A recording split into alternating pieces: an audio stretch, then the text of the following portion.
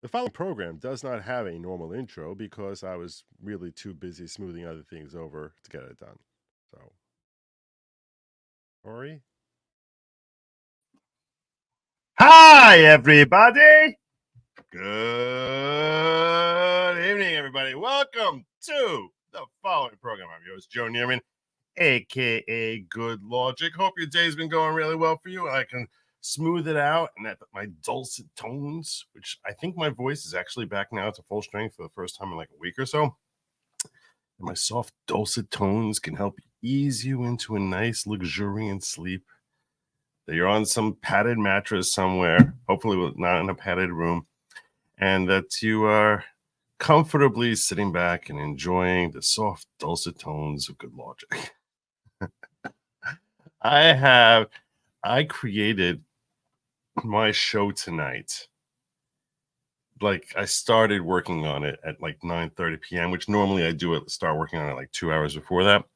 So yeah, during the course of the day, what I'll do is I will basically see things I like and just sort of shuttle them aside for like use later during the day. So that way I can pretend that this is a full-time job, and then I'll just sort of parse out which ones I want to use and which ones I don't want to use. I got dropped on me after I set up. So at 9:30 is when I started like creating my thumbnail, and I was like, I don't even know what am I going to talk about. And I was like, I have all these funny little stories which kind of made me laugh that are current events, and I was like, I guess I'll just share with you some of these funny stories. And then I created a thumbnail, and I set up my streams. And as soon as I set my streams, like I was literally like going around to like start promoting it, all of a sudden I see this breaking news on Fani Willis. Breaking news on Fani Willis. And I'm like, you don't walk away. Let me tell you something, okay? I ain't been a podcaster, that long. My limited time here, my experience, one thing I learned is when there's breaking news on Fani Willis, you do not walk away from that story. You stay on that Fani like it's, life itself. That's what you do. That's what you do. And sure enough, this story fits in with the entire theme I had as far as funny stories of the night. I knew it would be, but I just started scrambling. I'm like, I got to change my thumbnails. I got to change my title. I got to just start. That's what I was doing. So, yeah, no supper for me till after I finish tonight. But that's basically that's what my last four. Yeah, exactly. Get Fani. All right. And this is a story that, someone dropped in my box at 9:29 p.m. So when I say breaking, it's really breaking. It's pretty much breaking. Should I start there? I had someone who was like, in one of my comments, because I do read the comments. If you leave comments down below, and you should, I read them. I don't always respond to all of them. I'll often drop like just hearts, sort of like almost like a way of letting you know that like I at least moderately agree with your comments. And that I don't take offense to your comment, and usually they're compliments, so I kind of like that. That's always nice. And that way you sort of realize that I did see it. I saw one person who actually gave me constructive criticism, that she was like, look, you put something in your title as to what you're covering, and I don't know when the hell you're going to get to. I'm half hour in here, and it seems like it's nowhere nearby. And I felt bad for her because she had left that comment 3 hours earlier, and I knew it was like, oh, that story, I gave that for like an hour and a half. So I'm like, I don't know what to do with but I sort of want to give people a time to like sort of like, shuttle on in here, which one of the reasons that I don't like putting my lead story up in front, because I feel like people come late and then they're going to miss it and whatever. But then I should realize that people are watching, like after the fact, and that. So I was like, maybe I can timestamp it, but the reality is I don't have time timestamping. It's not. If one of you wants to timestamp it, I'll tell you this: one of you wants to timestamp like my work and just sort of break down like stories I'm covering or rants or whatever, and do timestamp in the comments, I would happily pin that comment. You want to timestamp it? Instead it sort of like breaks apart, I would happily pin that comment. I might even be so inclined as to copy and paste and throw in descriptions so I can get like little chapters. That would be amazing. That'd be phenomenal. I was like, I don't know what to tell you. I don't know what to tell you. I don't like breaking out my top story or like the main cover story in the first 5-10 minutes. I just don't. I think it's bad policy, and I'm gonna break that right now because I'm gonna go with this story first. So yes, thank you. My objective was that Wellesley would actually appreciate my manliness. That was why I said I don't walk away from Fanny. So thank you, brother. Yeah. Okay. Here we go. All right. I'm sorry you're getting verklempt. Let me get in. People want to know what's going on with Fanny, so let me break that. This one, I don't think it's fair to hold it out over you. This actually dropped a few hours back, but I only heard about it just. Whoa, that's not going to help you. I only heard about it just 9:30 or so 9:45. I'm not doing it that way. We'll do it this way. There we go. Fulton County speaks out over Fani Willis payments to Nathan Wade. What's this going to be about? We are all hoping to watch that. We are all when he does drop the hammer there. We are all eagerly awaiting that. We're waiting to see that. That's going to be delicious. But all right, here we go. What's going on with these Willis payments? Fani Willis payments to Nathan Wade for what? What was he being paid for? What are these payments? Just to giggle everywhere I go. People know the price I pay. All right. Fulton County District Attorney Fani Willis' office said there's been a data entry error. Oh, it's a data entry error. One of those. I don't need you. A data entry error in how payments have been recorded to her former boyfriend Nathan Wade in the Donald Trump indictment. Because I'm gonna share something with you. Well, we'll cover the story and then I'll share it with you after. Trump pleaded not guilty to all 13 charges against him in Georgia. He said the case is politically motivated because he's a front runner in the GOP presidential nomination. Ashley Merchant, attorneys for Trump's co-defendant Michael Roman, said in court documents that Wade's first 3 months of work as a special prosecutor were paid from the district attorney's seized property fund. She mentioned that at the Georgia Senate hearing, and I thought that was very weird. It was like a district attorney could just raid seized funds and use that to pay off the Fulton County bills. That seems really weird. I mean, seized funds, I don't know the nature of these seized. What are these seized funds? Is that something you took from some drug lord? Is that monies that you were assessed? It's a very weird thing to say. Normally, you would think there's like a pool of monies that you use to pay off contractors or other parties who need to get paid. Seized monies seems like a really, really weird way of like something illicit is happening here. That's what it comes across. And she said to her understanding, 100,000 was paid off from seized monies, and then after that fund dried out or seemed to have dried out, that she started paying with from the regular pool of money. So what they say is that a spokesperson for the Fulton County government subsequently told Newsweek that this claim was demonstrably false. Well, you know what? It's your public records. So when you say demonstrably false, it's almost like it's trying to imply, oh, Ashley Merchant is a big, fat, stinking liar. No, it was your records. Your records said that. She basically went to your records, said how was, these payments being made. And that's what was displayed on Fulton County's records. Your sloppy records by your account. In a best case scenario, sloppy. Newsweek later showed the spokesperson entries from the district attorney's expense account, which recorded payments to Wade from the seized property account in July, August, and September 2020, all for sums over $30,000. The spokesperson said these entries were in error. Error. Oh, that was just a mistake. Why would you believe what we put on our county records? Why would you think that's a reliable source? That's not a reliable source. Why would you think such a thing? To maintain transparency, payment to lawyers should not be made from confiscated property account, but from a general or legal fund. See, that was my intuition. That was my intuition as far as like how payments are supposed to be made. Not from confiscated property, but from a general or legal fund. That would make sense. That would make a lot more sense. The spokesperson told Newsweek on Monday that the open expense account, quote, draws off of a database maintained by Fulton County government, not the district's attorney's office. The open expense account draws off of a database maintained by Fulton County government, not the district attorney's office. So it's not our mistake, it's their mistake.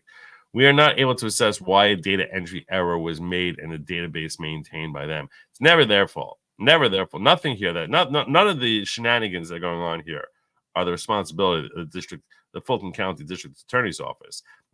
If you ever think such a thing, obviously you don't know what you're talking about. Obviously, you have no idea what you're talking about. It's a crazy thing to say.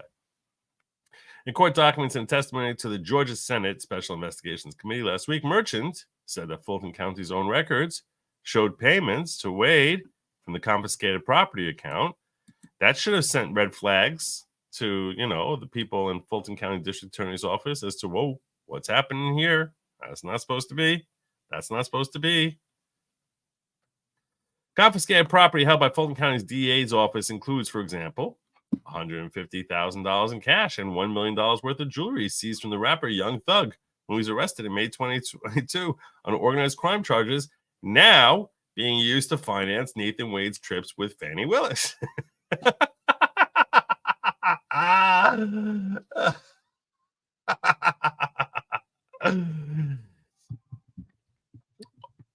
That claim is denied. And, I don't know. I'm simply going by what's being reported. Paying lawyers from the forfeited property account would be inappropriate for any district attorney's office. Yeah, you see, that's what common sense would dictate. That would be very, very inappropriate. But in this district attorney's office, when we're sort of ranking the inappropriateness as to how this office conducts itself, it really fell pretty far down on the list. Much higher on the list was, far more unusual things like perjury. See, that's also pretty inappropriate. See, perjury is pretty bad. That was higher on the list of what we were all zoomed in on, locked in on right there. In admitting the clerical error, the spokesman included an email from Willis's chief operation officer who noted that the expense document prepared by the Fulton County government, quote, incorrectly states that invoices 9, 10, and 11 were paid out of a forfeiture accounts. The chief operating officer attached three memos for the payments, which he said showed that they were pulled from the general account rather than the confiscated property fund. Shouldn't you be able to show bank receipts or something like that? Wouldn't that be one way of you showing it? Why is it that they never provide evidence to support? What are memos? I don't know what memos means. Memos means someone wrote down somewhere on a general ledger, like we're living in 1874, and you got some banker there who's got the pocket watch and the vest, and he's sitting there with some old white dude with glasses and some decrepit looking old book and a bunch of numbers that are handwritten in penmanship, which is excruciatingly just handsome. Because that's what I'm picturing here when you're talking about memos for payments. Memos for payments doesn't mean anything to me. Bank records means a lot more. See, because bank records, it's much harder to forge that. That's a much trickier thing. Not saying that I've ever tried, because Lord knows if a boomer ever tries to do stuff like that, that would be so transparently brutal that I would be like, what the hell is that? That'd be like me making, an AI image in the 1990s. It's like you would just see all of a sudden 9-foot long arms and stuff like that. If I tried creating fake bank stuff, you would see fonts that don't line up. It would just be something that would make people giggle. But from what I understand, forging bank records is probably a trickier thing to do, as opposed to a memo, something that anyone could just type into a computer. You just sort of and create a memo that looks conveniently conveniently supportive of your position, that's nothing. That's not anything. All right. So why we don't get bank funds? You can block out all the other payments. Just show, here's the bank record showing that the payment to Wade for $32,500 or whatever else he did and that he earned and was fit to be paid, okay to be paid, because he said, "Oh, I had 7 different days where I had team meetings for 8 hours at a time." Whatever his stupid billing showed. So, yeah, bank records would go a lot further to like anyone who actually cares about evidence. Memos, not so much. Memos would not even be admissible in court. Bank records would be. Sort of like a best evidence rule kind of thing. Hearsay, normal course of business exception. It's that works for like bank records. It doesn't work for memos. Look, I don't know. Maybe someone is taking memos of this stuff all the time. Perhaps that's part of how, it could fit into a business record exception. One of the things when we talk about reliable evidence, and that's why it's healthy, even though this is not necessarily in a court of law, if it's not being offered up as evidence. One of the things that's healthy to understand about hearsay and rules of the court is that they're designed, going back centuries, to sort of try and figure out how can we create reliability in the whatever form of evidence is being presented, that we have a reason to say, yeah, this is a reason that's reliable. The whole concept of hearsay being inadmissible in court is that we have concerns about their lack of reliability. We have concerns about the inability to cross-examine. We have concerns about all these different things, that we just don't want someone to have too easy of a time to completely mislead the ultimate trier of fact, which is why we say that an out-of-court statement that was being offered for the purposes of establishing the truth in the matter asserted therein is going to have problems of hearsay. Now, when we talk about hearsay, because again, I'm trying to vet out the reliability of the evidence that's being presented to support the Fulton County District Attorney's Office claim that this did not come from seized assets, but it came from, that was just a clerical error. Someone wrote it down wrong. They wrote it down all wrong. But that really, it was paid from the proper bank account, the legal bank account, rather than looking like money under the table from Fani to Nathan, while other things, whatever else was going on under the table between Fani and Nathan.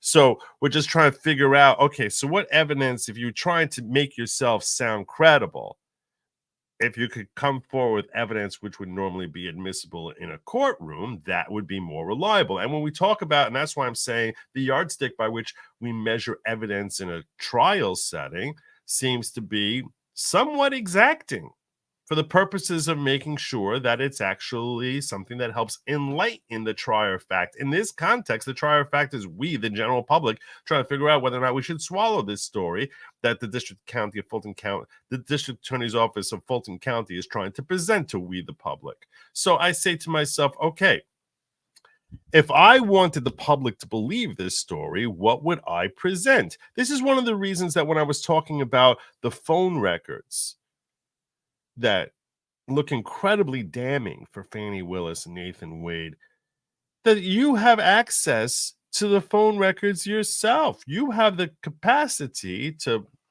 basically just shoot them all out in spit them all out into one long, 600-page document, 800-page document, and present it to the court and say, look, we want this under seal. It's private conversations between Fani and Nathan. But here you go, Your Honor. Here are the 12,000 text messages. You look through it and you'll see that there's nothing illicit or scandalous going on there. If they did that, here's how you know that they're lying. Here's how you know that there's perjury. Okay? Because if they did that, I could promise you that Judge McAfee would keep both Nathan and Fani on this case. Because if they did that, can you imagine what kind of powerful evidence that would be if Fani Willis came forward with a list of her entire conversations, all 12,000 text messages? Let's assume, let's look at it from the perspective of what she wants us to believe, which is there's all just innocent, maybe some friendly chatter, but nothing, romantic, sexual, or anything of that nature.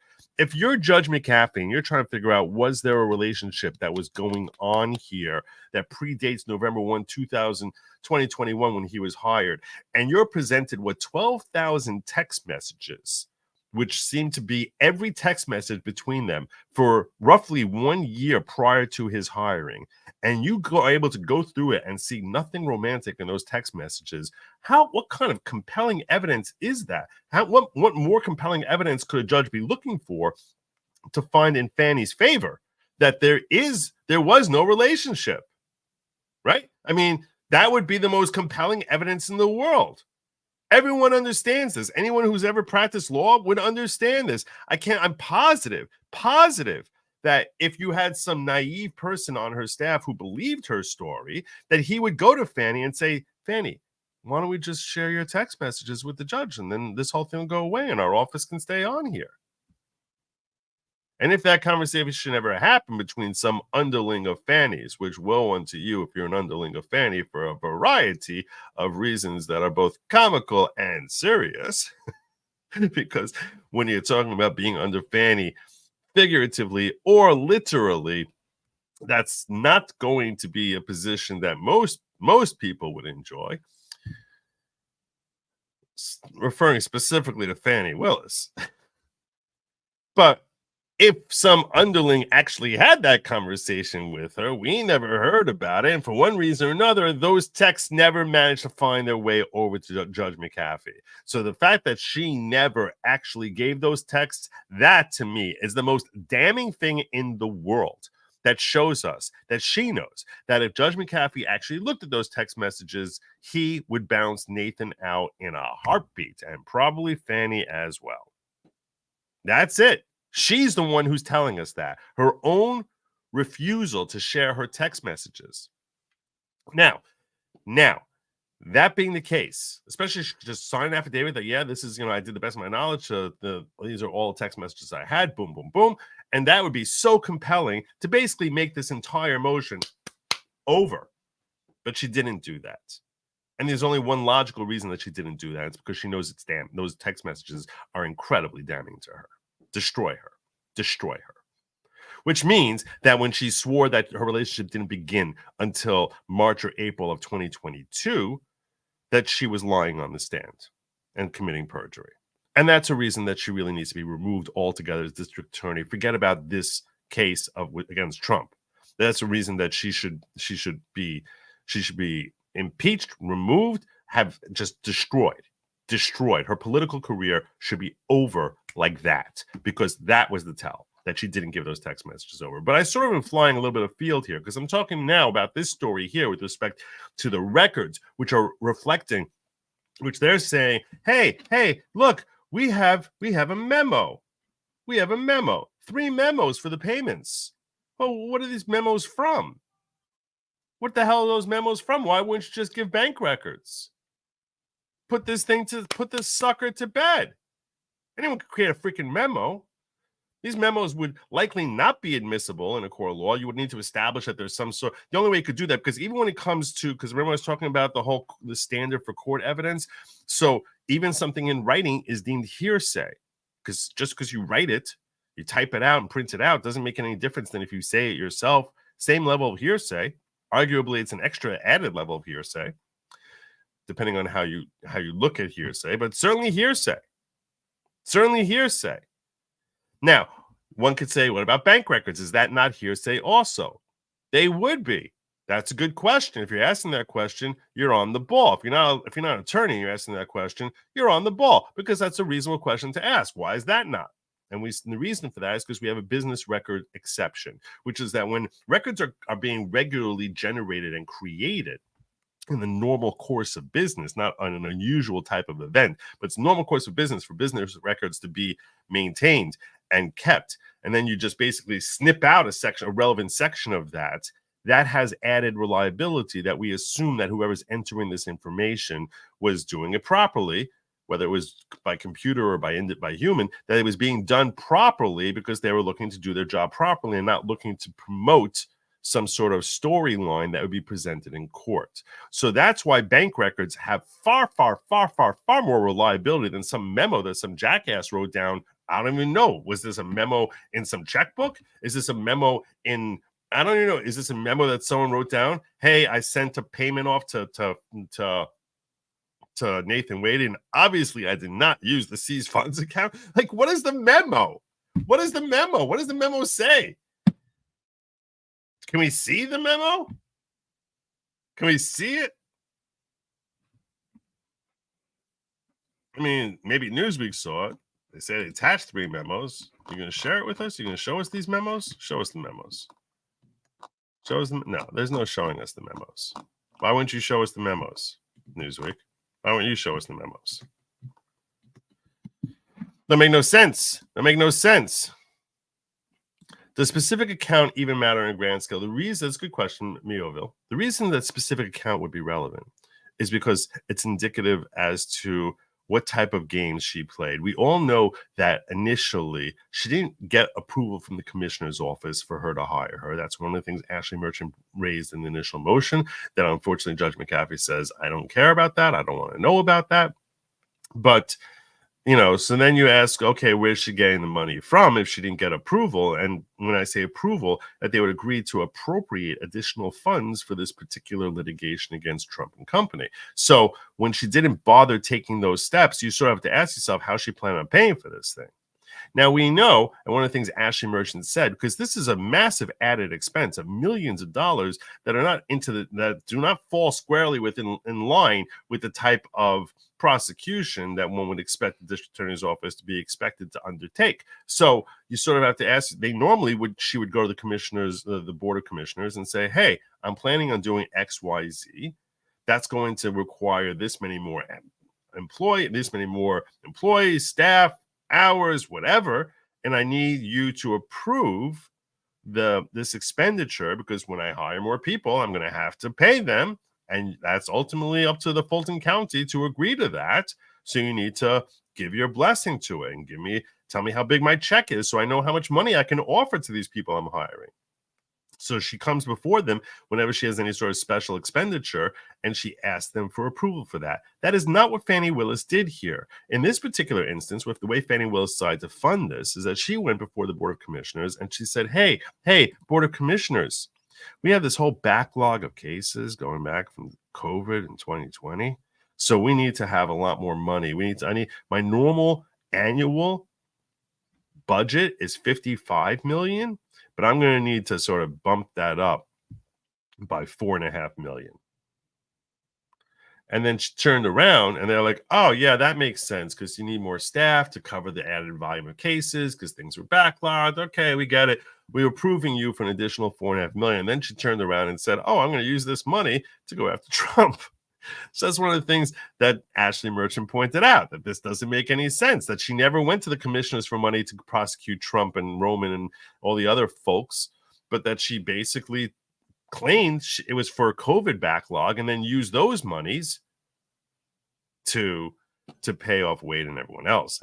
Wade and Anna Cross, John Floyd, whomever. Now, all people are associated with the attorney's office who were hired specifically for the purposes of litigating and prosecuting this particular case.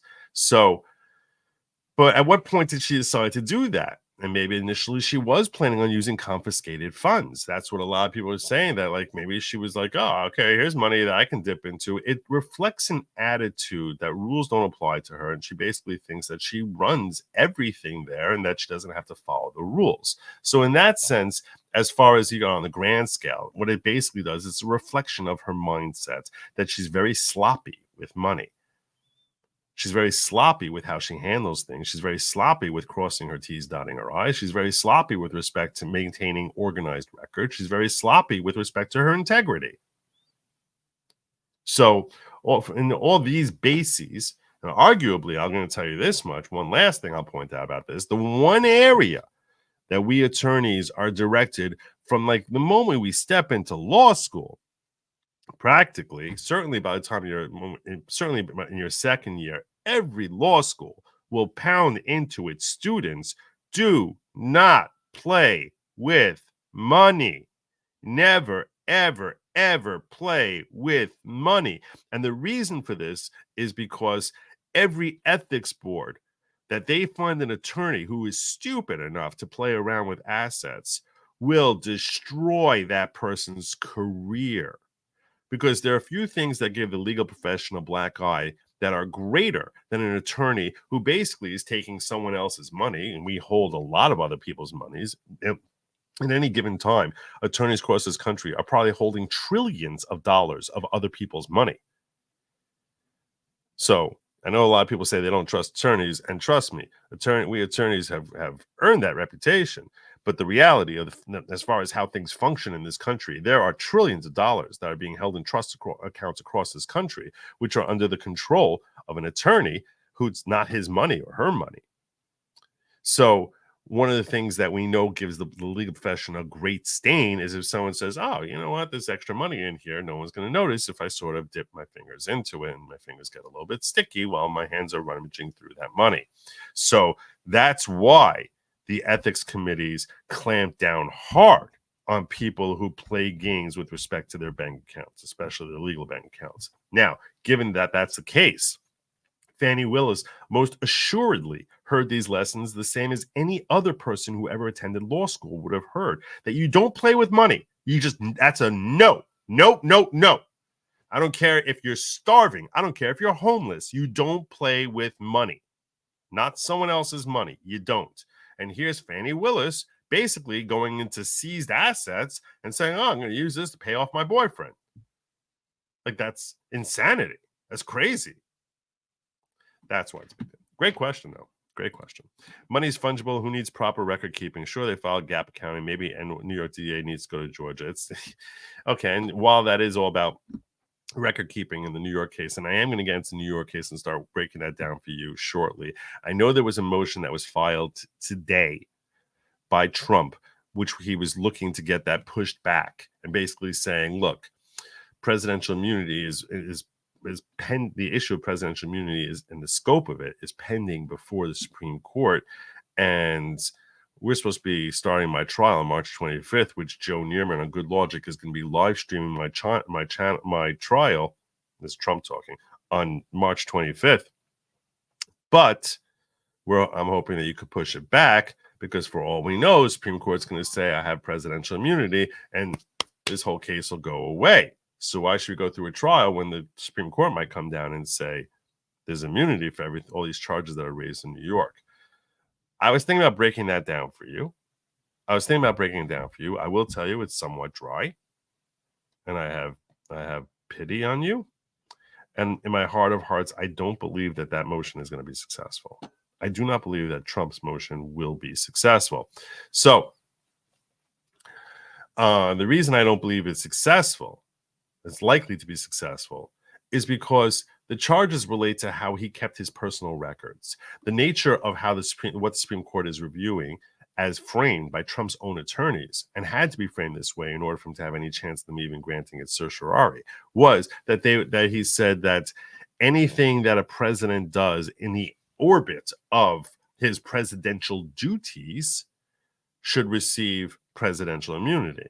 Okay, so even if the court goes along with it and sides with him, which in my heart of hearts, I firmly believe that they definitely should, how is his personal record keeping, which is at issue in the New York case, how is that related to his presidential duties? Even if it relates to his accounting of running for office. Running for office is not part of your presidential duties. The speech that he gave at the Lips on January 6th it's difficult to argue that that's part of his presidential duties. In fact, his attorney in the Colorado case recognized and admitted in open court that's probably not part of his presidential duties. So anything related to campaigning to become president or records related to that would not seem to fall within the orbit of presidential duties that should receive presidential immunity. So when we're looking at this motion, they're saying, hey, New York judge, you need to put this case on hold because the Supreme Court hasn't weighed in yet on presidential immunity, and they might grant it to me. If I'm sitting there as Alvin Bragg's office, and I assume that he has at least a modicum of intellect, I would say back to him, even if they got everything they're asking for in Supreme Court, there's no way that relates to this issue related to how Trump kept his campaign records. It's got nothing to do with his administration and the discharge of his functions as president. So I don't think that motion has much chance, given what limited amount of it I read through, which I did not read through all of it, but the limited amount, the first several pages that I read through, I was thinking to myself, if I was the judge in the New York case, I would deny this motion. Now, I might have dismissed this case for other reasons. There are other problems, other massive legal problems that Alvin Bragg has with these charges in the first place, and I'll break them down for you over the next couple of weeks, which is why you should be subscribed here so you can understand legal issues that relate to these charges as well as other charges related to Donald Trump. And that's why you should hit subscribe now, whether you're on Rumble or YouTube or on X, wherever you are, and sign up at goodlogic.locals.com so you get more detailed, simplified breakdowns of the law. But I'm simply saying this particular motion, to me, it's weak. It's weak. If I was the judge, I don't think I would grant it. I'd be like, I don't really see how the Supreme Court is going to be able to get you out of these charges because they're weighing in an area that is adjacent, but not here. It's adjacent, but not here. So I don't foresee that that's going to happen. So if I was a judge, I probably would deny his motion. So just thought I'd share that with you while we're here. Can the next DA suppose Fani loses claw back the funds from Wade? No, that's very, very unlikely. There's a concept that we have. Someone does work, they did work, and they didn't have to get paid. So that's almost definitely not going to happen. Fani said so. That makes it proof. This is true. Well, self-defense. How are you, Andrew? Concur with Joe. The only certain way for a lawyer to get disbarred is to F around with client money. Yep. It's something I told every lawyer knows this. You're not going to find a single attorney who would disagree with me on this. It's not like I was going on a limb here. There's no graver sin against the profession than playing around with someone else's money. Hawkins says the lead attorney did a stream early and playing an interview done with the divorce lawyer for Wade's wife. Seen it yet? I have not seen it yet. Did an attorney interview with the divorce lawyer for Wade's wife? That would be interesting. Maybe I'll check that out. We'll see. I have a lot of stuff to cover tonight. Also, I just had a whole bunch of things to cover. But let's get back into their claims over here and finish this up because I'm almost done. Finish reading. Bragg uses Fed forms for evidence. Yes. That's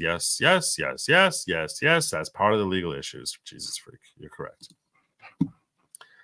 In addition, so they say the chief operating officer, how does Fani prove that there was a clerical error? Well, we got 3 memos. Do I have bank records? No, but they have 3 memos that will show with Newsweek, and Newsweek's not going to bother showing their office, and we're going to hope that everyone just accepts this, what we're saying is fact because, well, Fani said so, and there's 3 memos.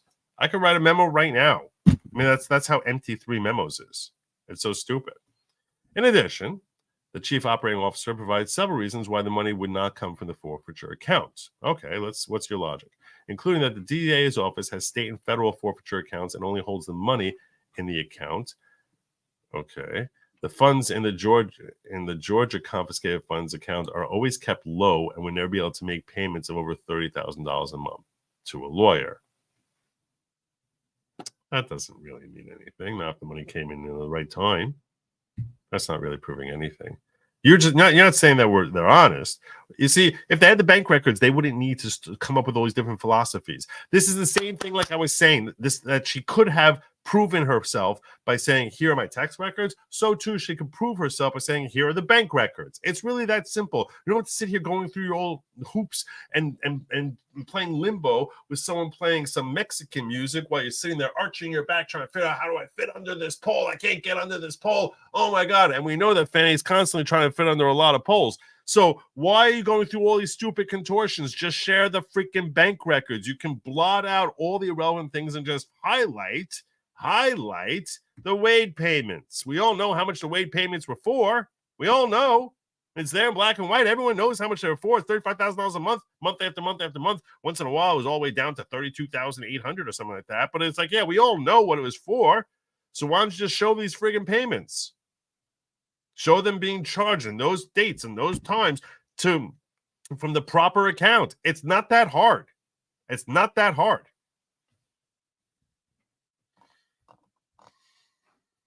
But they don't. Instead, let's give you all sorts of logical reasons why it couldn't have been something. You think it's bad, it looks bad, it was clerical error, blah, blah, blah, blah, blah, blah, but if it was a clerical error, in that case, it was drawn from the correct account. If it's drawn from the correct account, show us the bank records. Show me the money. Show me the money. Show me the money. Oh, God. Yeah, I know. I'm very easily confused with Tom Cruise. I get that a lot. It's embarrassing sometimes. I'm like, no, I swear, I'm really not Tom Cruise. Last month, Willis gave evidence in a 2-day hearing following Merchant's accusations that she was in a relationship with Wade. Merchant also alleged that the pair benefit financially from taxpayers' money. The timeline of the relationship has emerged as a key point of contention. Merchant said it started earlier than they admitted. Trump's lawyers examined phone records, alleging the pair were in a relationship before the Georgia election fraud case began. Newsweek reached out to Donald Trump's attorney via email for comment on Monday. Steve Siddall said, I'm not dealing with you stupid woke puppies, and didn't say anything. Invoices disclosed by Willis' office show that Wayne made $653,881 in total for the case from November 1, 2021 to December 31st, 2023. For his monthly invoices to Willis, Wade's title is listed as the Anti-Corruption Special Prosecutor. Ooh, look at my fancy title. I got my fancy schmancy title. I'm the Anti-Corruption Special Prosecutor. Wade's monthly invoices increased from over $30,000 a month in 2022, have mostly stayed at that level since. Recent invoices obtained by Roman's defense team, though, through an open records request, show that for July 2023, Willis paid Wade $35,250 at $250 an hour. That includes a team meeting drafting that accounted for 33 hours a week and totaled $82.50, and team argument prep for 32 hours, which totaled $8,000. Travel out of state and interview witnesses lasted 18 hours for a total of $4,500. Why are you telling us this? This is so stupid. What is this article getting at? Wade earned 35. It's like you're trying to sell us that this is actually good billing when everyone who actually has ever seen an attorney's bill knows that this is a joke. Wade earned $35,000 in August 2023, 34. Okay. And 37 in October. That dropped to 16 in November for July to November average of 31,500. Newsweek analysis showed. This is just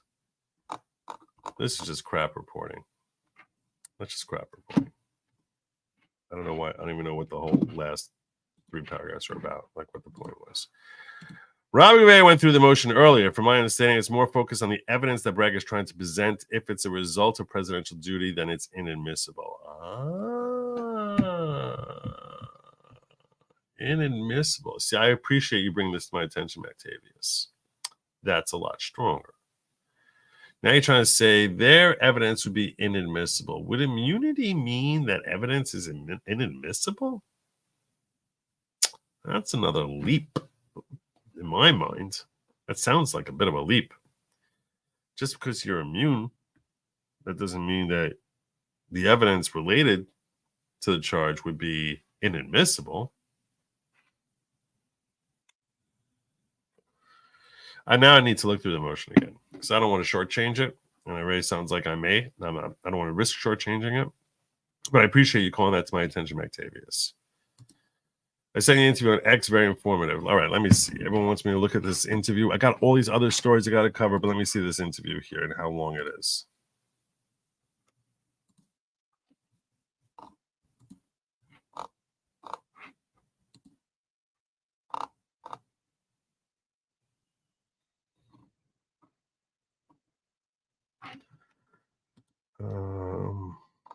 I don't see. Did you send to the following pro? Because some people you might have sent to Good Lawgic, which means you sent to the wrong person. It's very possible. A lot of people mistakenly believe that my Twitter is at Good Lawgic, which it is not.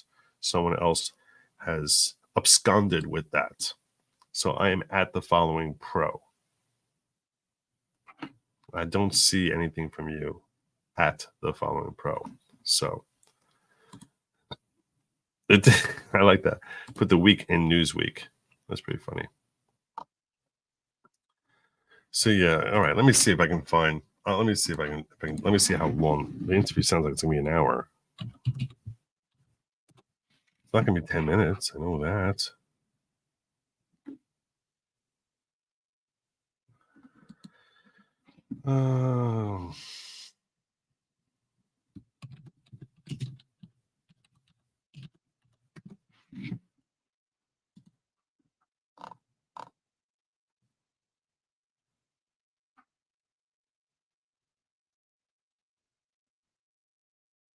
It's 4 hours. Are you kidding me? It's 4 hours. What do you want me to do? What am I supposed to do with? What should I do with that?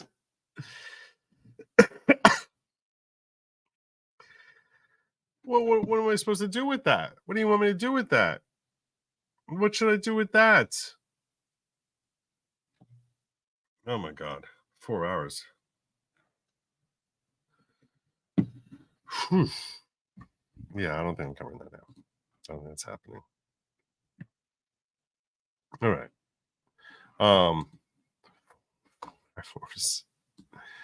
4 hours. Gosh. Yeah. God bless you, lead attorney. I'm a big fan of his work, but I'm not giving him 4 hours there.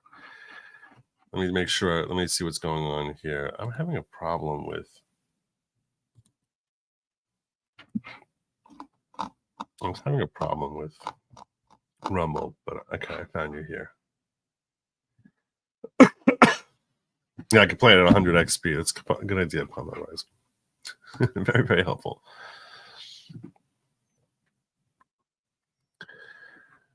All right. I have so many more stories to share with you. Stuff that I don't think you know. Maybe one or two of them you know, but this one I'm sure you don't know. And this one's going to make you laugh. This one's going to make you laugh. Where are we? You're going to love this one. This is Tim Burchett talking about his conversation with President Biden at the State of the Union. This was great. Apparently, Tim Burchett realized that Joe Biden's window of time for having any sort of strength, according to best medical experts, is 55 minutes.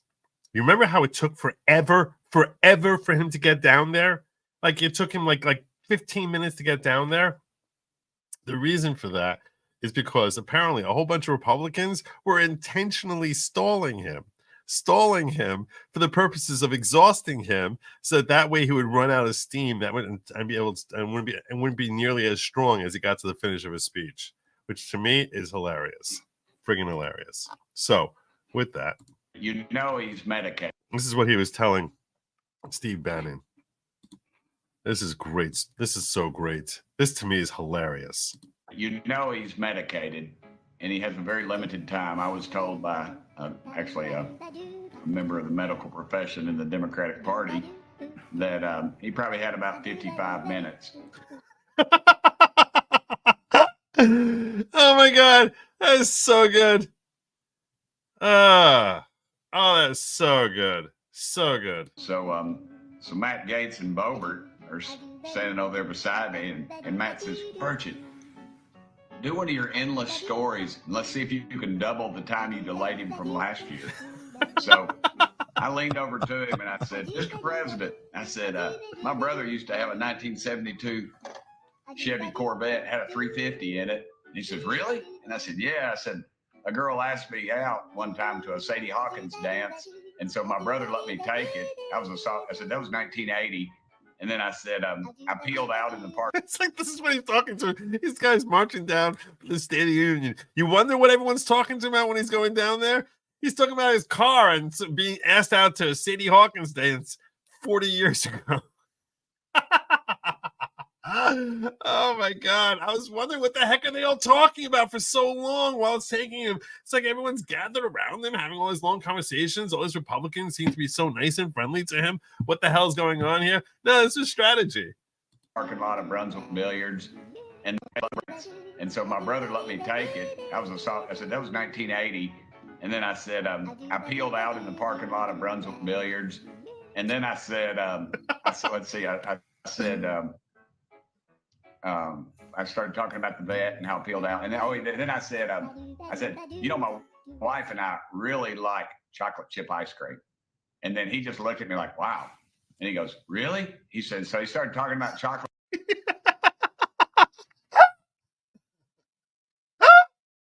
This is our president.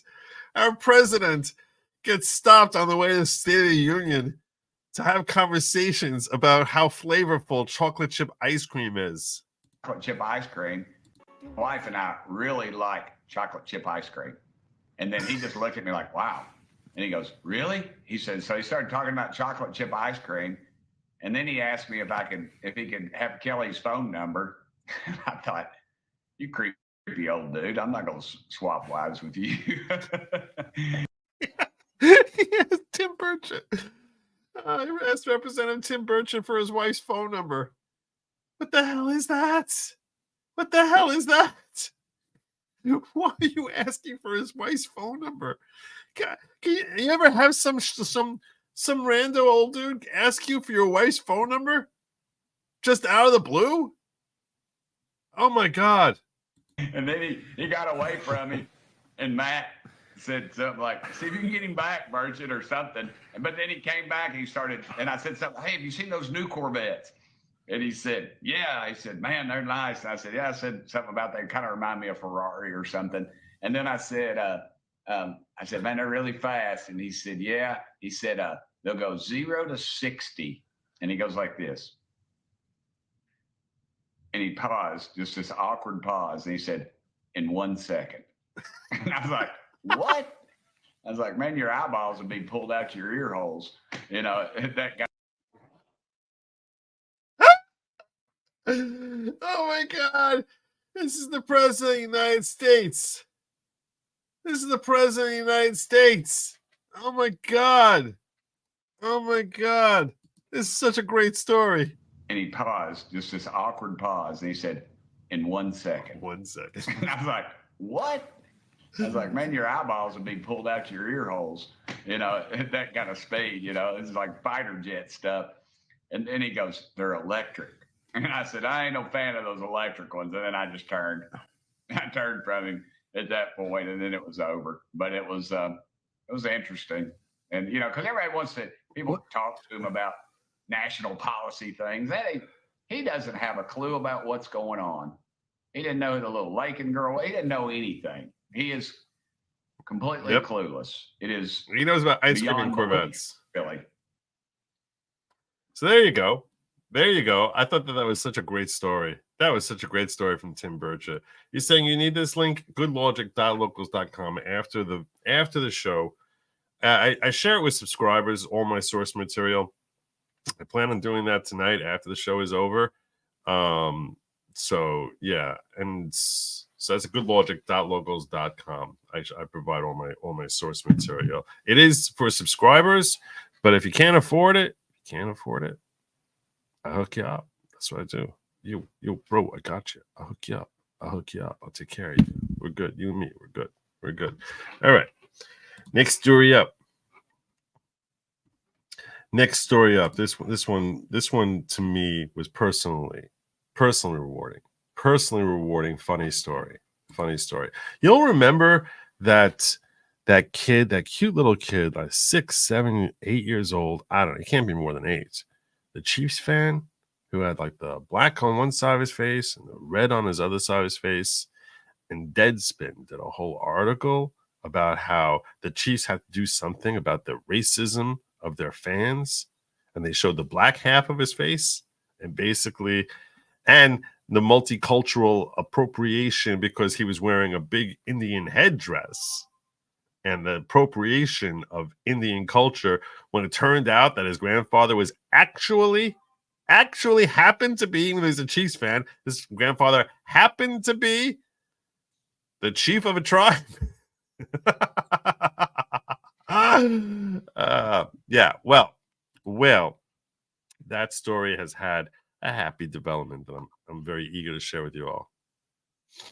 I'm very, very eager to share with you all. Very, very eager to share with you all. Yes. You see, Brittany knew where I was going tonight. She knew where I was going. Your wish came true. Deadspin went under. Deadspin went under. That's correct. That's where I'm going with this. Before I get to this, I thought trading spouses was standard operating procedure for those degenerates in Congress. Sadly, you're not alone in thinking that, but he's like, yeah, I think he's might be a little bit choosier in saying Jill Biden ain't his thing. I don't know what he's saying. Did Joe be a ready trade wife with ladybugs? I think Ladybug's probably more interested in Joe Biden. I don't know. But sports journalist who wrote blackface hit piece on 9-year-old Chiefs fan is now unemployed. If you're looking to hire Karen, which ironically was this dude's name, by all means, the man is available. There's a heartwarming ending to Deadspin's famously failed story of a 9-year-old. I was wrong. I said somewhere between 6 and 8. He was 9. Maybe back when the story came out, he was 8. That's got to be it. Story of a 9-year-old kid who was caught wearing blackface at a Chiefs game, obviously just team-colored face paint. The writer, Karen J. Phillips, is a black dude, is now unemployed. Greg Reed, former head writer for Tucker Carlson, shared the good news. There you go. I don't know what this is. Karen J. Phillips made his name for defaming a child. But even for that, he regularly defamed white people as racist. He typically targeted athletes in order to technically fit within Deadspin's mandate of sports coverage. Here's an article from Karen Phillips saying Ryan Tannehill's support for young Titans quarterbacks depends on if they're white. Woo! Woo! Woo! Dude's crazy. Some of these racists are just unbelievable how like they see everything through that lens, and I guess 50 years ago when there was a lot of racism the other way, people were maybe they had the same sort of retarded type of perspectives. I don't know, but all of a sudden now that it's in vogue to be racist against white folks, it's like every perspective, every possible story. Let me figure out how I can try to twist this into a way that this is just some sort of type of oppression by the man. Like, it's just, wow, dude, you're crazy. What the hell is wrong with you? Karen J. Phillips, who defamed child for wearing face paint, is now unemployed after the collapse of Deadspin. Oh.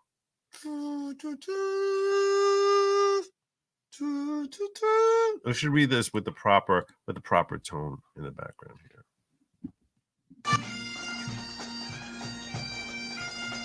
In memoriam of Deadspin. Ray noted, adding, to appeal to future employers, he lists Pulitzer nominee on his bio. Being a Pulitzer nominee means nothing except that you paid a $7 fee to be considered. Pulitzer nominee. He nominated himself for a Pulitzer. Karen J. Phillips made his name for defaming a child, but even before that, he regularly defamed white people as racists, typically targeted athletes. It's positive development for journalism, including sports journalism, to see woke smear merchants like Phillips have to seek alternative employment, according to the Politics Brief. With any luck, he will have learned his lesson that weaponizing political narratives to attack innocent citizens is not what journalism is about. After the report about the poor young man, little 9-year-old kid, cutest little 9-year-old kid. After the report, Phillips deleted his tweet after initially doubling down. When he had doubled down on him, we got a link here for it? This is what he had when he doubled down after people yelling at him, "You're crazy," and he had two colors of face paint, black and red, and you specifically waited till he turned to the right angle to take a picture of him just getting the black side because everyone knew that he had both colored paints on his face. He says, for the idiots in my mentions who are treating this as some harmless act because the other side of his face was painted red, I could make the argument that makes it even worse. You're all the ones who hate Mexicans but wear sombreros on Cinco. This is Karen Phillips. Dude had no idea. This journalist had no idea when he doubled down on this that, yeah, he is Indian. So, whoops. So, well, that's not what I wanted it to be. This is what I wanted it to be. After defaming a little boy, Karen Phillips finally deleted the deranged tweet where he doubled down. The popular X account End Wokeness posted, he must have lawyered up. Yeah, that's almost certainly what happened. The Deadspin story remained posted on X, however, was also deleted after being community noted into infamy. Conservative pundits blasted Deadspin after looking into the Deadspin hit piece. Yeah, the Black Chiefs players look totally offended by this Native American kid's so-called blackface. I really hope Deadspin gets sued over this.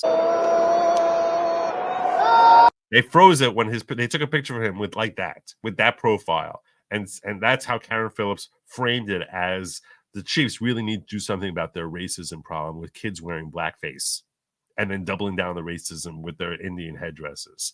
That's how this story came out. Horrific. What a terrible, terrible human being this guy is.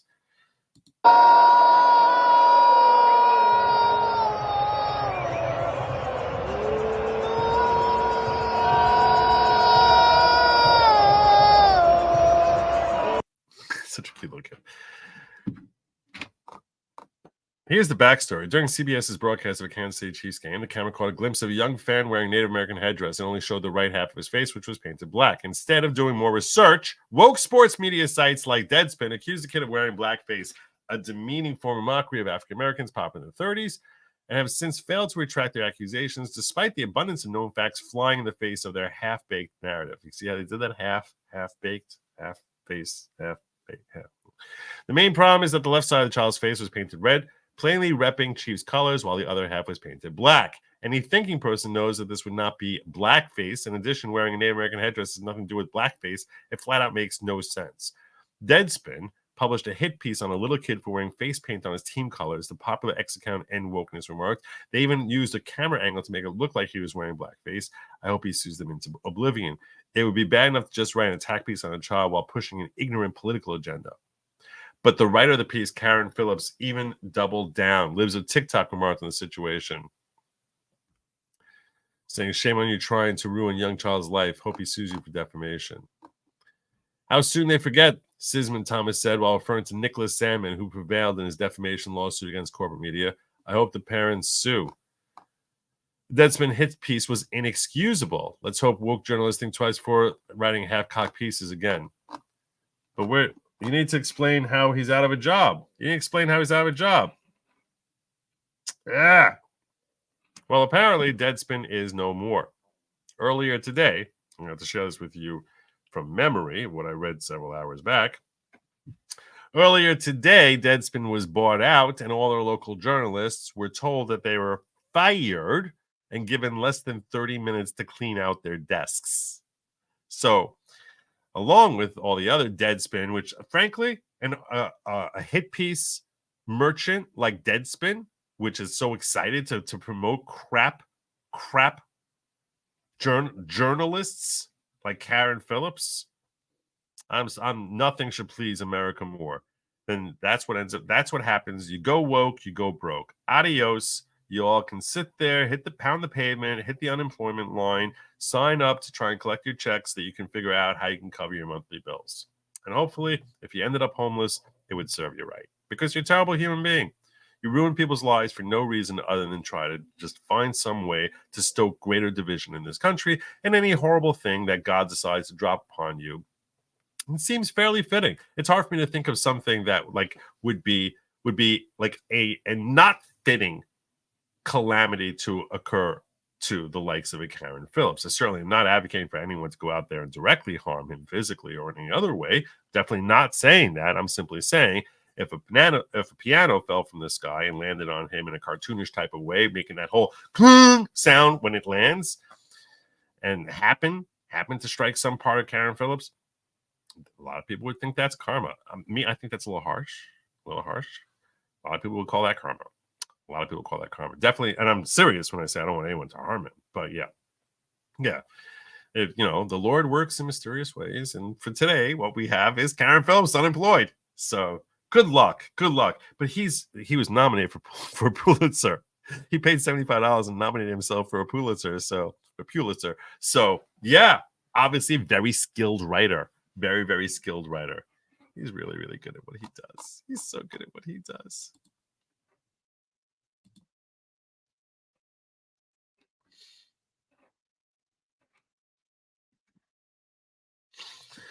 All right. So that was the next story I want to cover with you.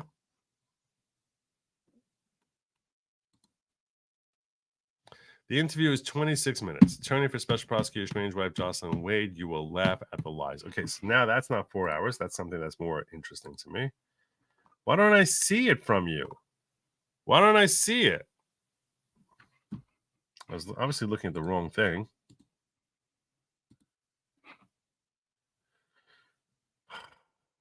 Can you give me a title, Sue?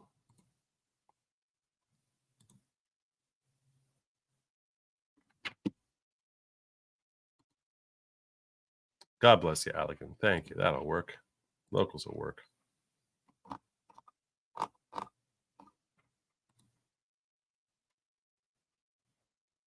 Oh, it was on. I thought it was on with lead attorney. That's why I was looking there. Okay. Let's go back to. I want to come back to this. Let's come back to this. Everyone's telling me I need to check this out. Let's come back to Fani. Does the divorce case between Joyce and Wade and when is this? This is a month ago. All right. Well, let's see what we got. I hope I don't regret this. Y'all telling me I got to check this out. I'm taking your word for it. I usually screen stuff beforehand, but let's see what we got. Nathan Wade stand as of today? As of today, we have a settlement, a consent order incorporating a settlement as to temporary alimony and temporary attorney's fees. To somebody who's not an attorney, what does that mean? So this is an interview of Jocelyn Wade's attorney. Jocelyn Wade, Nathan Wade's ex-wife, her attorney. It's in any case, it's not unusual for us to set up temporary financial arrangements in a case. What's unusual about this situation is that it's been over 2 years, and we're just now establishing a temporary financial arrangement. This temporary financial arrangement came the day before Fani was required to testify. All of a sudden, Nathan Wade started ponying up.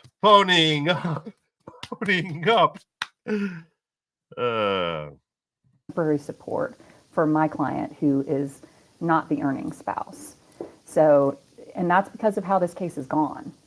But it's a normal part of the process. What's unusual is that it's taken this long. You're a divorce attorney. How long have you worked in family law, in divorce law? I've been in family law since 2003. Have you ever handled a case quite like this one?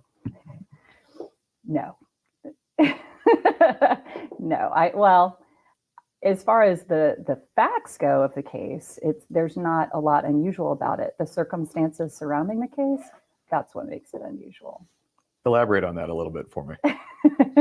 Well, I get emails from people. I'm sitting here in an interview talking to you about it. So that's a little unusual. Most cases I handle, people don't give a damn about who it is I'm representing. When we started this case, when Joyce Wade hired me, we had no idea about any of the circumstances surrounding the case. We certainly had no idea that Nathan Wade had accepted a position as a special prosecutor. I'm going to tell you something. Nothing would matter more to me because, as you know, I am very proud of the fact that I'm a valued member of the media, and I think I'm overdue in being nominated for a Pulitzer.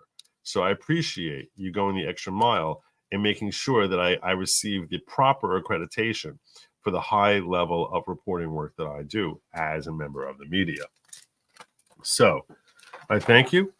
Honestly, I'm a little disappointed it took so long for someone to recognize that that was important. But yeah, well, I think a lot of people like this case.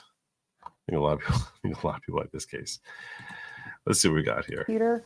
So from my perspective, I was approaching it like any other divorce case. I had a wife who'd been married for almost 25 years to a husband, a apparently successful attorney. So we Who's cheating on him? Who's cheating on her? were going to undergo discovery and all the things we normally do. And then as we started to peel back the onion and questions weren't answered and things didn't make sense, that's when What about the fact that he lied on his interrogatories? I hope she's asked about that. it turned into something else.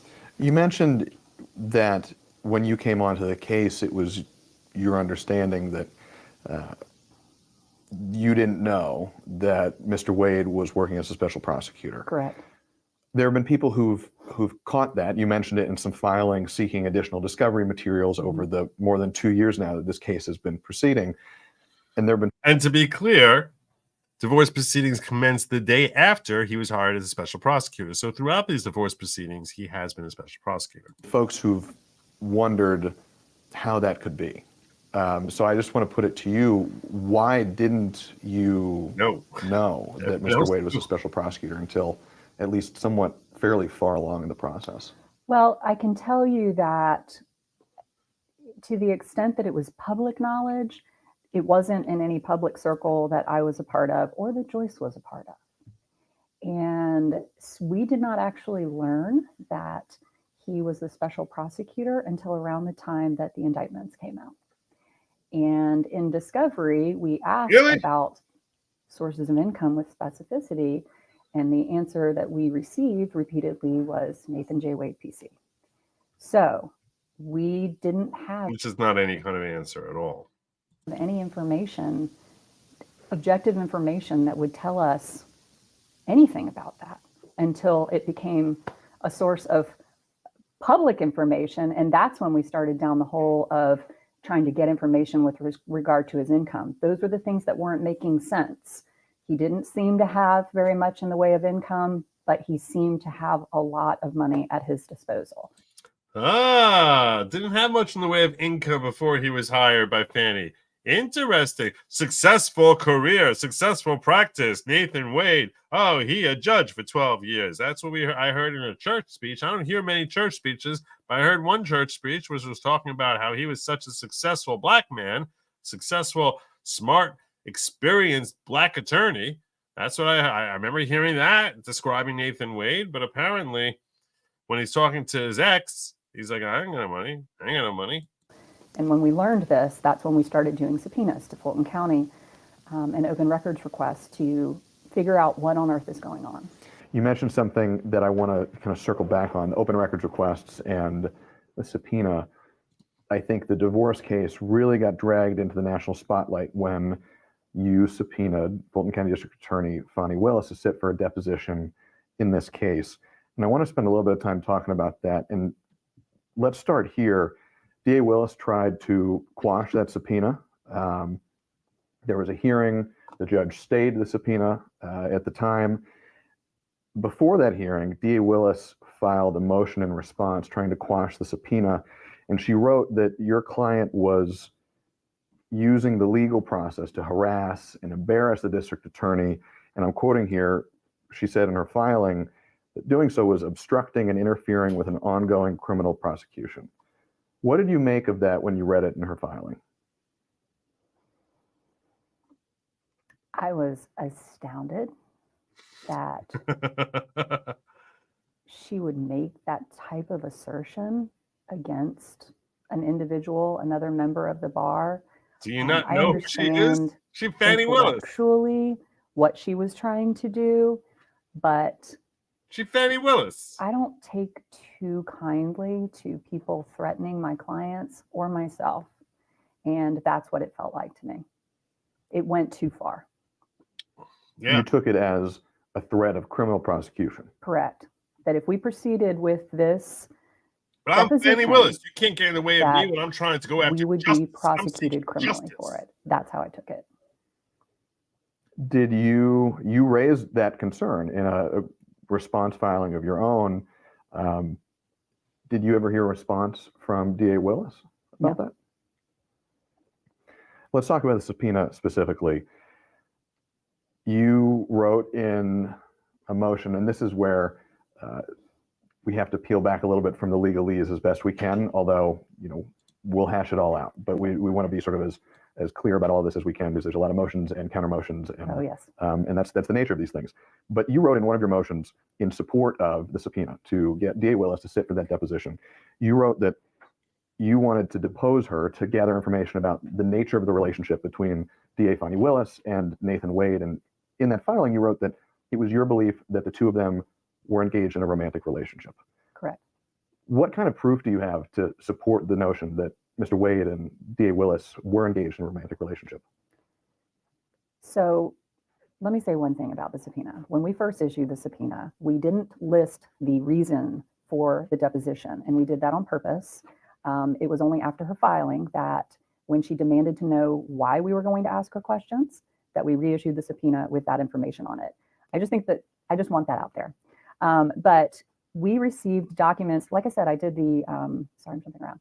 I did the open records request. This was late fall. And once I received those documents, I issued a formal subpoena for evidentiary reasons. And I received those in November. It was shortly, as soon as I received those, we filed a motion for a temporary hearing because I had information about money. I did not have information about a relationship at that point. She said I had enough information about money. I did not have information about the relationship. Okay. And it wasn't until we received a handful of documents from Nathan Wade on the Friday before Christmas, December 22nd, that I had information that indicated with a reasonable degree of certainty that there was definitely more than a boss-employee relationship between the two of them.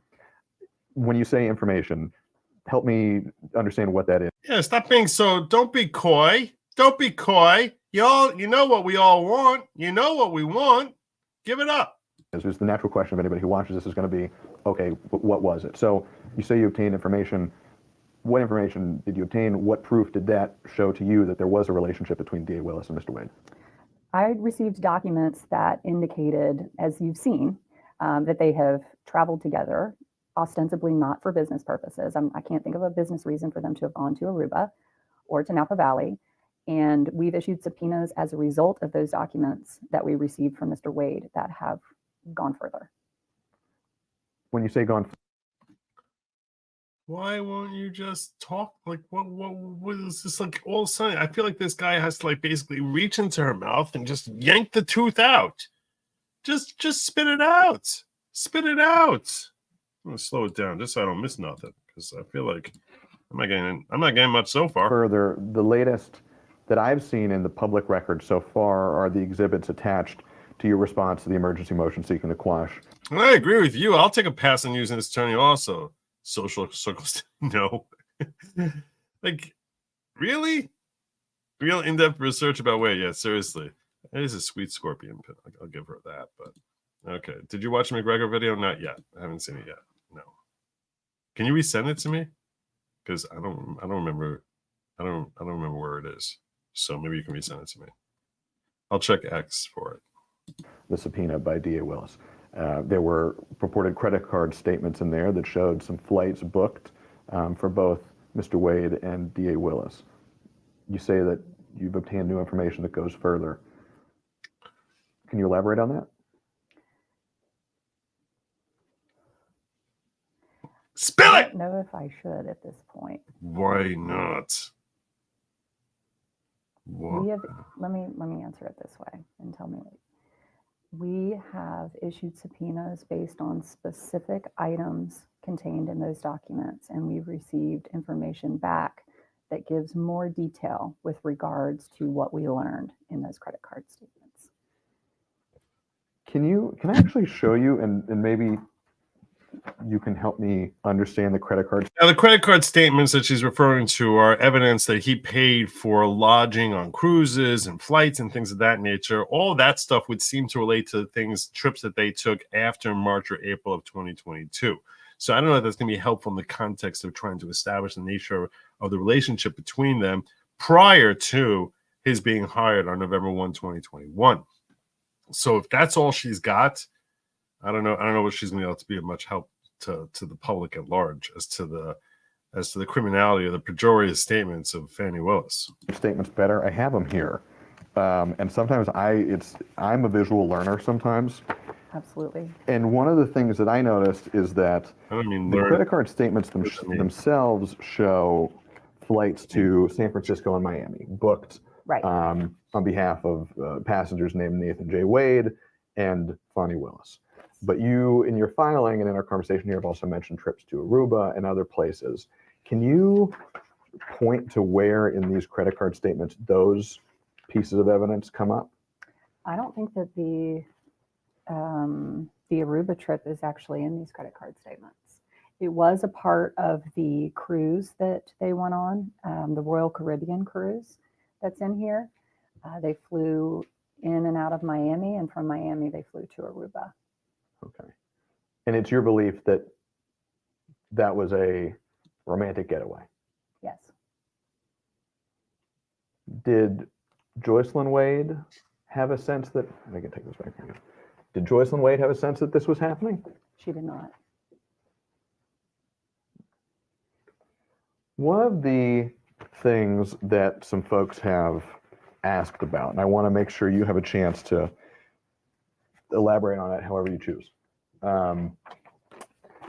There's a timing question.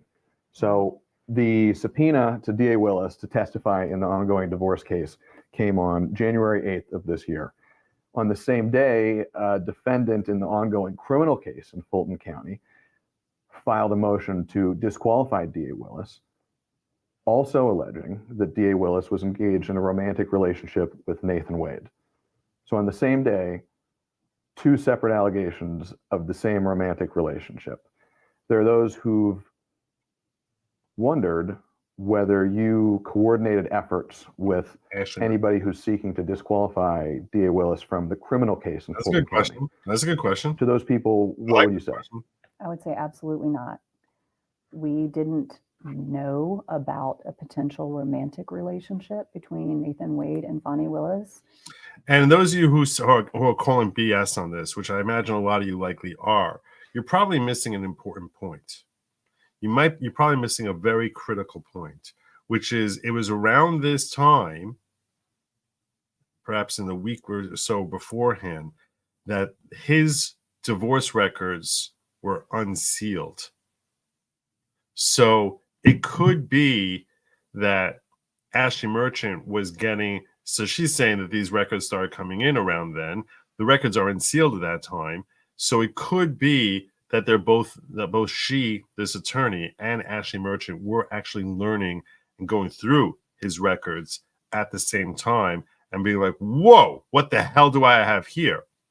We know Ashley Merchant was working on her motion for several days beforehand. Her text conversations with Terrence Bradley about these things was happening on January 5th, and she somehow made an important deal about January 8th. Now, I don't know whether that relates that she wanted to get her motion filed by January 8th.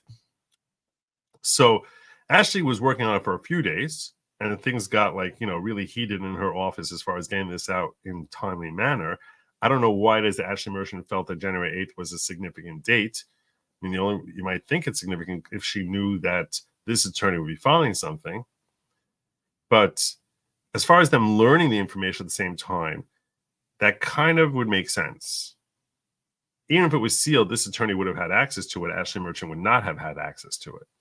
But it did get unsealed at the very start of January. Until immediately before Christmas. When we came back after the first of the year, we prepared and issued the subpoena. We were actually trying to serve her the week before, and we were not able to perfect service. We finally perfected service on the 8th, which I understand. I've learned since that.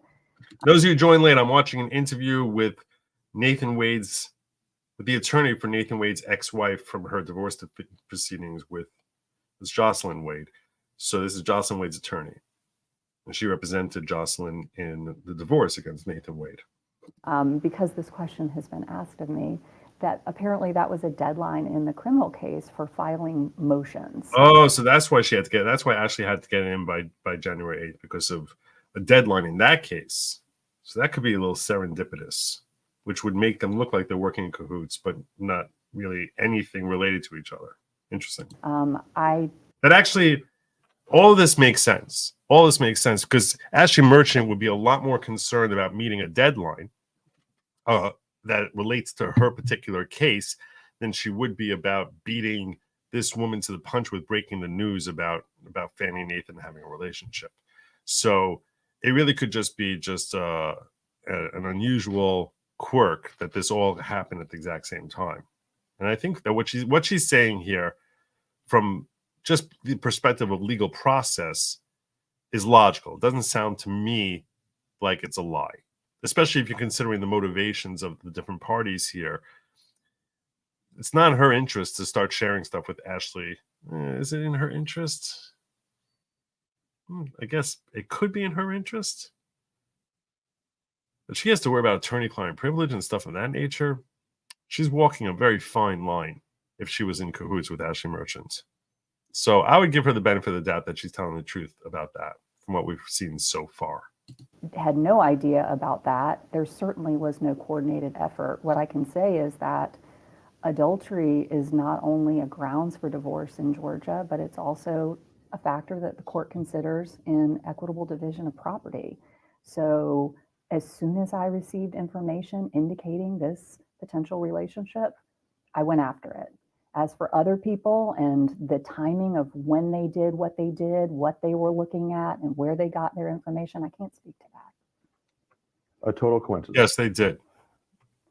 I don't generally believe in coincidences, but in this case, it literally happened on the same day. How has this case impacted Joycelyn? So Joycelyn is an incredible woman. She's kind, she's sweet. She has some health issues that have gone untreated because she has not had access to resources to take care of herself. And needless to say, in the last few weeks, as all of this has gone on, it's taken a definite toll on her. She's definitely struggling. I know the terms of the consent order have not been made public. Is Joycelyn satisfied with the current outcome of the case? And that's a strange phrasing to say current outcome, but this is not a final disposition. Correct. I would believe she's very satisfied. I'd be disappointed in this attorney if she's not very satisfied, because I'm sure they held Fani over a barrel. Because it did get her a quick settlement from Wade, which means Wade ponied up. So you're saying that that's her motive. I understand you're saying that's her motivation to share information with Ashley Merchant, but she could have just done it herself without Ashley Merchant bringing it. The settlement comes because she's twisting Fani's arm to come in for a subpoena, not because of anything Ashley filed. So Ashley's not helping in that regard necessarily. It's hard to know that anything happening with Ashley Merchant helped. If anything, if you think about it from just talking to us like how attorneys think, okay? If you're Jocelyn Wade, you do not want Nathan Wade thrown off of this case. You want Nathan Wade to be on this case for the next 20 years. That's what you're rooting for if you're Jocelyn Wade, or if you're her attorney, because you want to have a deep pocket. So the more money he can generate from this case, the happier Jocelyn Wade is. So it's not in the attorney's interest to see Nathan thrown off of this case. You sort of have to think it through as like, if you're the attorney, what's your objective? What's your agenda here? So what we know is, so it's not Ashley Merchant that got the quick settlement for Jocelyn. It was the subpoena of Fani that this attorney issued. That's what got the quick settlement. So I think that this is not, I'm not seeing evidence or motivation for this attorney to be helping Ashley Merchant. If anything, she's probably rooting for Ashley Merchant's motion to fail altogether. She's satisfied with where things stand now. I think that I can, without revealing any confidences, say that yes, she's very pleased with. Of course she is, because Nathan had to pony up. Because Fani's like, you're going to pay that woman, so I don't have to come in here and be subpoenaed, because that's going to suck for both of us. Where things stand at the moment. Can you share anything about the terms of the current agreement? Give me a ballpark monthly. I want a ballpark monthly.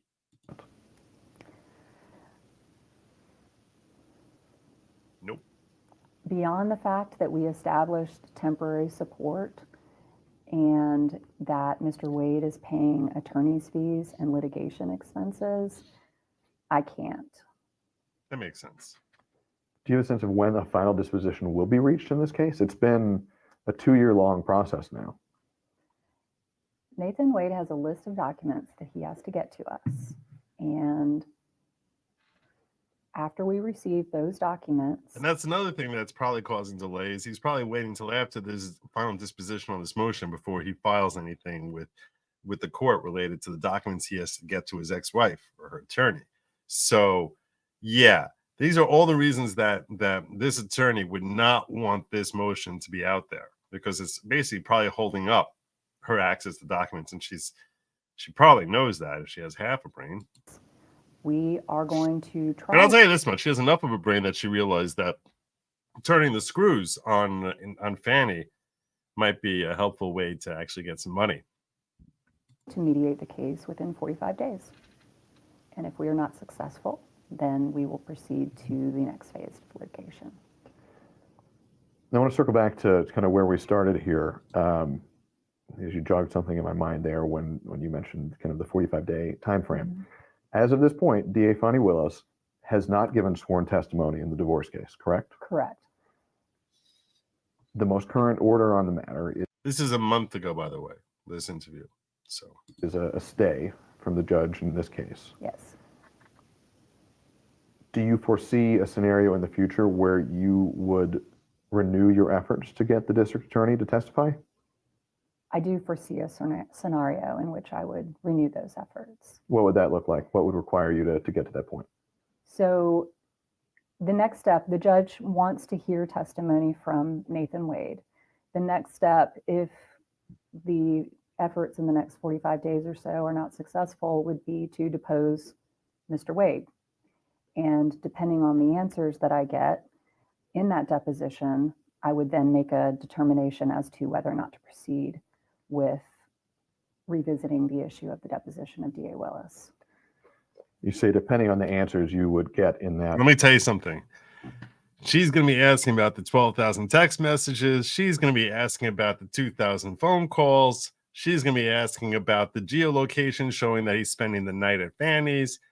Her deposition of Nathan Wade, oh my, is that going to be a treasure trove? Now, will we actually get to see the transcript of that? I don't know. I don't know if that's going to be filed with the court. And there might be a massive settlement that Jocelyn Wade gets from Nathan in order to avoid any of that going public or even deposition being held. Potential deposition, because again, if the 45-day mediation works out, there will be no need for that, correct? Correct.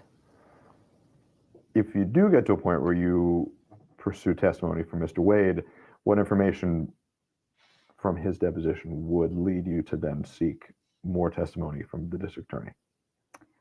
Oh, I have a lot of questions for Mr. Wade. You and me about both, honey. his relationship with DA Willis, and more specifically, how he has dissipated assets as a result of that relationship. That's very relevant to what we need to deal with. I thought he got paid. She gave him all that cash back. He got paid. Oh, she gave him all the cash back. What happened? Where'd the money go? In the divorce case, there's a reason that I subpoenaed DA Willis before taking or trying to take Nathan Wade's deposition. And the reason that I did it in the first place is the reason that I think I'll need to ultimately. And what is that reason? I don't trust him as far as I can throw him. Nathan Wade has not been forthcoming He's full in of this crap. case. And we He have lied in his jumped through hoops of interrogatories. fire to obtain the most basic information from him. Sometimes he has been, in my view, outright deceptive. And other times he's just playing games. Part of his deceptions and interrogatories, he said that he hasn't slept with another woman. He said that in December of this year. with information. In his trial, December 2023, in the trial, he said, well, I don't consider myself married. That's not what the question is. That's not what the question is. That is flat out perjury. This dude is not deceptive. He's a friggin' liar. A friggin' liar. And I wanted to go to a source that I had a more reasonable belief might possibly tell the truth. Maybe she won't. What's her source that might possibly tell the truth? Fani Willis. Good luck there. Good luck there. I want to end with two final questions for you, and I guess let's start with this one. Why this is your first sit-down interview on this matter? I know you've spoken on the courthouse steps. I saw that interview. But this is the first time you're sitting down and having an extended conversation about this case. Why talk about it now? I think that there's a lot of misunderstanding out there on many levels with regards to this case. What's gone on, what's going on now, what can be expected in the near future, even so far as there's a misunderstanding as to what the agreement yesterday was. And so it's important to me that the facts are clear and that the record is clear, not to talk in legalese. And speaking of legalese, I want to circle back to sort of the core component here one more time, just so it's crystal clear where your perspective is, because it has been a complex case. It's a long case. It's a big docket. Even for folks who are in the profession, I think they would say that this is a complex matter with a lot to track. The biggest question that surrounded all of this has been proof, has been how do you prove these allegations? And these are serious allegations, that there is a romantic relationship between an elected official and somebody involved in both a long-term divorce case and a very high-profile prosecution. So I just want to put it to you one more time as clearly as possible. What proof do you have to support the allegation that DA Fani Willis and Nathan Wade had a romantic relationship? Everybody knows. Everybody knows. Now, this is before the evidentiary hearing is asking this question. So here we go. Look at that fish. Looks like she's about to burst out laughing. Or he's like, are you kidding me? Really? Okay. I'm not trying to be slick. You're not being slick. I have documentary evidence that suggests to me that they absolutely are engaging in a romantic relationship. This must have been even before Nathan Wade responded with his affidavit when they asked him this interview. This line of question, this avenue of investigation, if I wasn't reasonably certain of that fact. I noticed the tense you use there is are engaged. In your view, this is an ongoing, current relationship. Yes.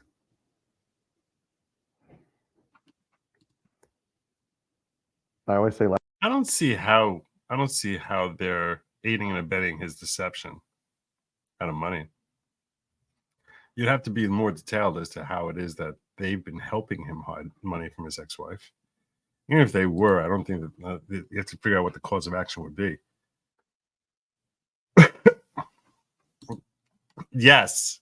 Who wouldn't pay for that? Oh my God, Disney, get on it. Get on it. Make it a love story about a woman fighting against the system. Let's face it, if Disney did it, we would hate it. We would hate it. We would hate it. They would be the oppressed black couple.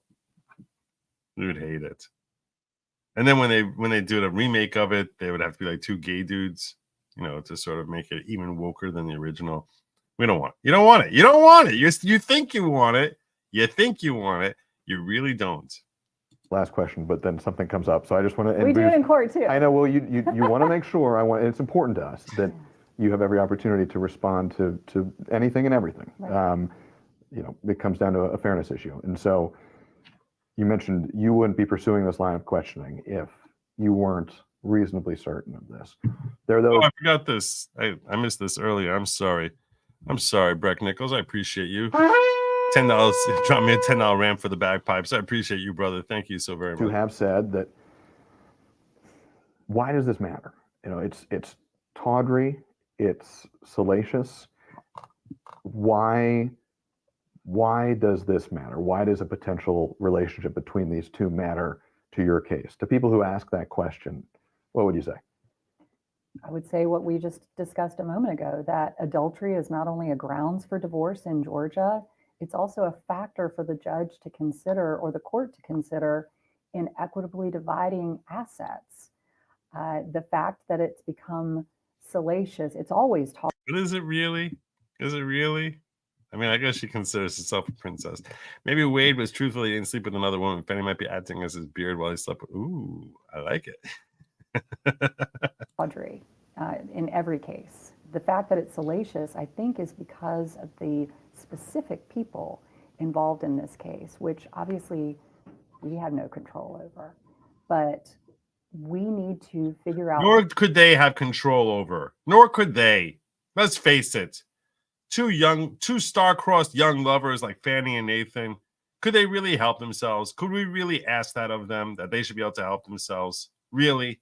Really? Isn't that a bit harsh? What's going on, and really, probably even more importantly, figure out what portion of this estate has been lost as a result of this relationship. And that's where it really becomes relevant. Use the term generous. So it's about the money. Well, at the end of the day, the judge said it. It's a math problem. And so ultimately, we are going to have to bring it down to numbers. But there are factual issues to discuss. A 26-year marriage, a stay-at-home woman. She worked while he went through law school. The fact that he's having an affair and doing some of the things that he's done before and during this case is highly relevant. And we have to go into that. You mentioned at times you felt that Nathan Wade was being deceptive, outright deceptive, I think was the language that you used in the efforts to obtain information from him. It seems particularly about financial information. Describe those deceptions. What are the concerns? What are you looking for, and what are you worried is being hidden? So I'll give everyone dies in the end. It's all a matter of record. We issued a notice of deposition, request for documents to his firm, Wade Bradley Campbell. And we received no response. Nathan Wade was the registered agent for Wade Bradley Campbell. No response. Wade Bradley Campbell was representing Nathan Wade in the beginning of this case. And they were the ones that were putting out these discovery responses that were completely barren of facts and information, basic information. The fact that we had to find out by watching the news, no offense, that what his current job was, it's ridiculous. And we learned. All right, can we just pause for a moment here and just point out, we all know why Bradley blabbed to Ashley. We all know why. I don't need to walk you through it. I don't need to be coarse. I don't need to be like, let's not pretend for a moment that anyone here has any second guesses as to why it is that Bradley sang like a bird and was so helpful behind closed doors to Ashley Merchant. Okay? Let's call a spade a spade. Okay? I mean, by spade, I'm not referring to Bradley. I'm referring to Ashley. Or yeah, okay. I'm gonna just sort of show it. My point is, y'all know. And come on, you think was he blabbing to Steve Sado? No. Was he blabbing to McDougal? No. Was he blabbing to Gillum? No. Who's he blabbing to? He's blabbing to Ashley Merchant. Come on.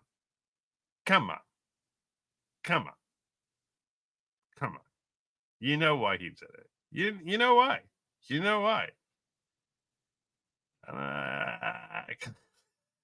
wasn't about revenge. No. It was like, oh.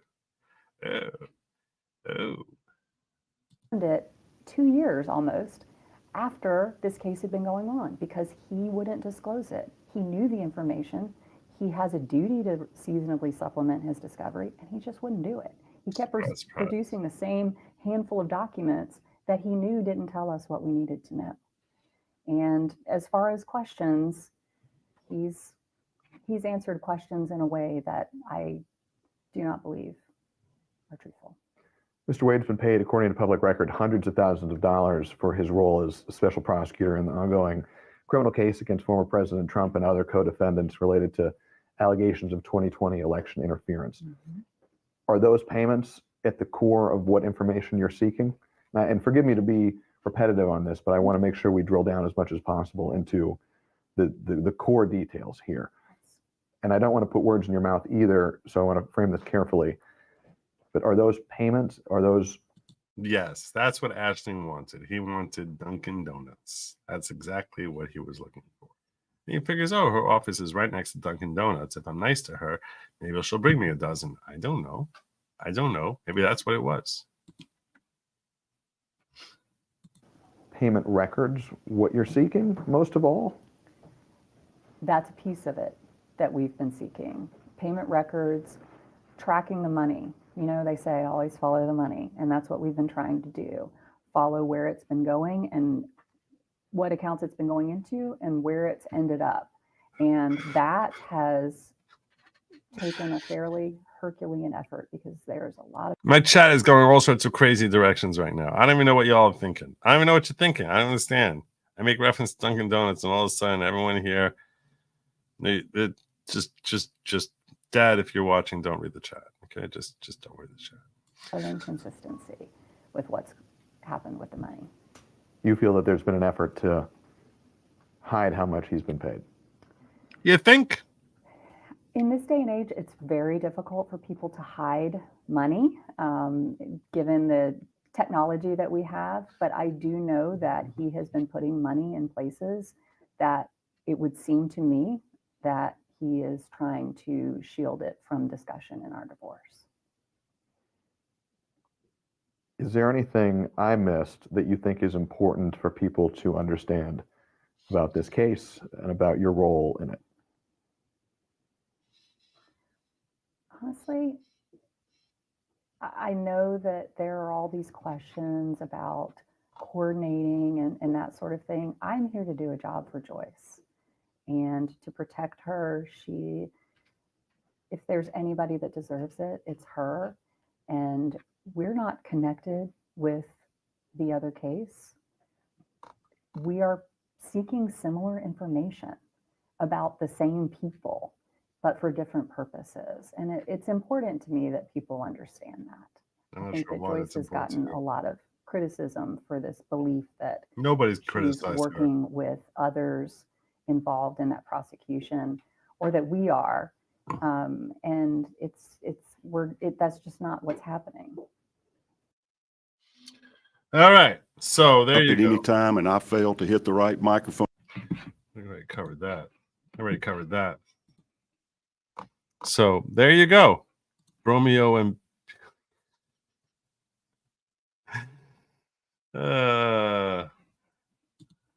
two lawyers, both alike in dishonor, in poor Atlanta, where we lay our scene. Yeah, apparently that's how I guess the Romeo and Juliet would go. Okay, so there you go. I think we covered that. I'm gonna have to skip this other story I plan on sharing with you because time's running late. There's one more story I did promise I was gonna cover. This one just made me laugh and laugh and laugh and laugh. Oh my God. Not Fani Willis. If you're here for Fani Willis, which I understand, I get it. I don't blame you. But this just made me laugh. I saw this headline and I was like, this is funny. This is pretty funny.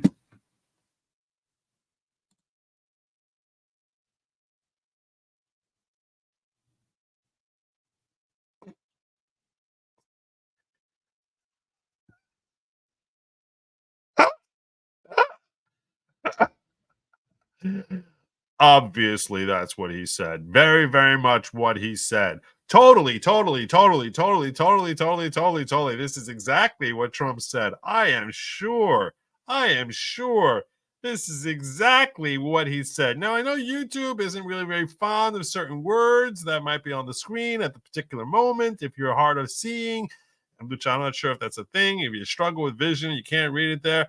I'm just gonna refer to this individual referenced here in writing in the Salon article as Madoff.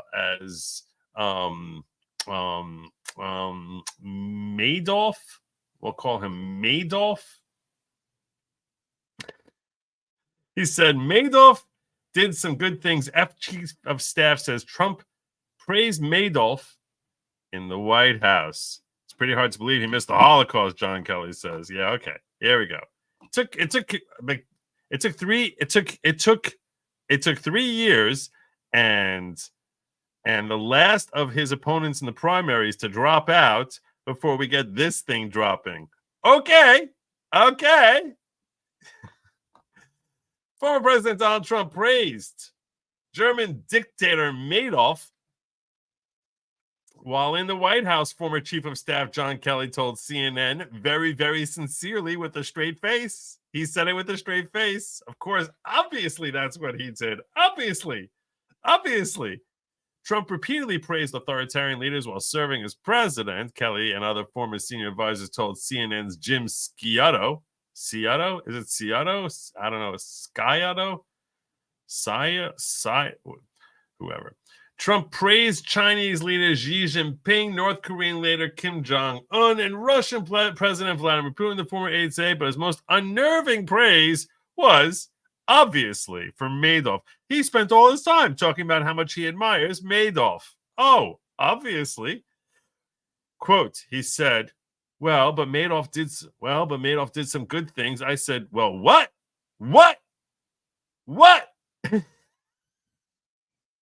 I'll take things that never happened for 1,000, please, Alex. And he said, well, Madoff rebuilt the economy, but what did he do with that rebuilt economy? He turned it against his own people and against the world. And I said, I don't know where that is. Did he? It doesn't seem like that's a quote as to what he supposedly said back in rebuttal to that. And I said, sir, you can never say anything good about the guy. Nothing, Kelly recalled, according to Sciutto. Quote, I mean, Mussolini was a great guy in comparison. Quote, it's pretty hard to believe he missed the Holocaust, though, and pretty hard to understand how he missed the 400,000 American GIs that were killed in the European theater, Kelly added. But I think it's more, again, the tough guy thing. What? The tough guy thing? The tough guy thing?